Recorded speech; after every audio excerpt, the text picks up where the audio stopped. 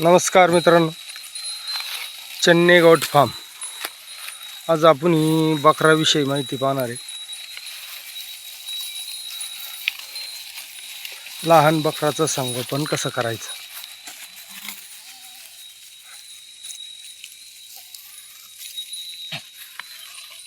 हे पहा, हे लहान लहान बच्चे. तर यांचं संगोपन कसं करायचं हे आपल्याला थोडक्यात आपण माहिती सांगणार आहे. पिल्लू 1 महिन्याचं झाल्यानंतर त्यांना जंतुनाशक करायचं. कोणतं बी असो, हायटेक असो, अल्मोबार असो,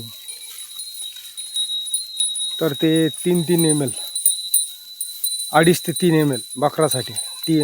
1 महिन्याच्या बकरासाठी 2.5 ते 3 महिने.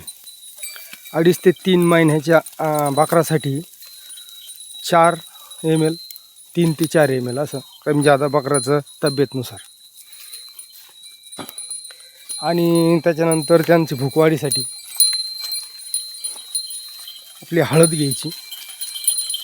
हळदीचं पाणी करायचं.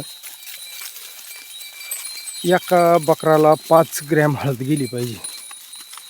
पाणी करून इंजेक्शनानं त्यांना पाजायचं. अशा हिशोबानं जर तुम्ही त्यांना पाजलं, त्यांची भूक वाढती, पचनक्रिया वाढती आणि एकदम तब्येतीला स्ट्रॉंग राहते. त्याच्यामुळं बकराचे तब्येत बी चांगली राहते आणि त्यांचं पालन बी चांगलं होतं. तर राहिला आता शेळीचा विषय. शेळीला दूध वाढण्यासाठी जर तुम्ही तिथं जर कधी जंतुनाशक करून घेतलं, हायटॅक असो, अल्मोबार असो, 10 ml जनेल शेळीला द्यायचं. त्याच्यानंतर तिला एका शेळीला 3 दिवस 10 ग्रॅम हळद गेली पाहिजे. पाणी करायचं सकाळी आणि एका शेळीला 10 ग्रॅम हळद पाजून द्यायची.